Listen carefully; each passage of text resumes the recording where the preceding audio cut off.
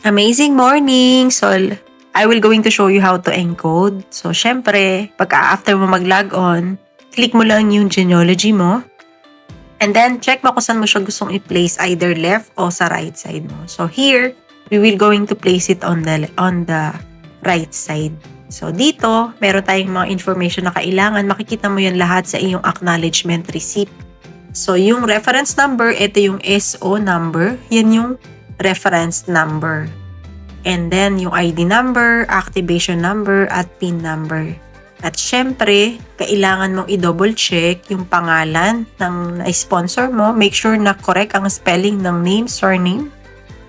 At kung mali naman, pwede mo siyang ipatama sa opisina. So, lagay mo lang yung reference number, yung PIN number, at syempre yung ating activation number. At higit sa lahat, yung ating ID number. So again, make sure na tama yung pangalan bago mo siya i-encode. If ever na mali, ipakorek mo po sa ating mga IBC kung saan mo pinurchase yung package. As soon as makompleto mo yung lahat ng information, automatic magpo-populate yung pangalan ng new member.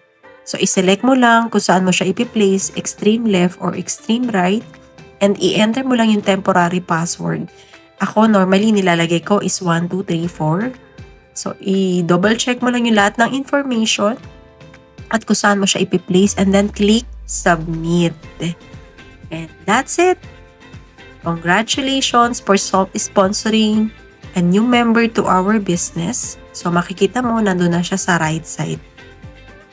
And again, makikita mo yung iyong commission immediately sa dashboard mo. Kapag chinek mo ang iyong report sa weekly sales, makikita mo yung iyong commission. So, syempre, depende yung commission mo kung ano yung package mo at yung ano ang package ng ating new member. So, yun lang po. Congratulations and keep on sharing our business to everyone. Thank you!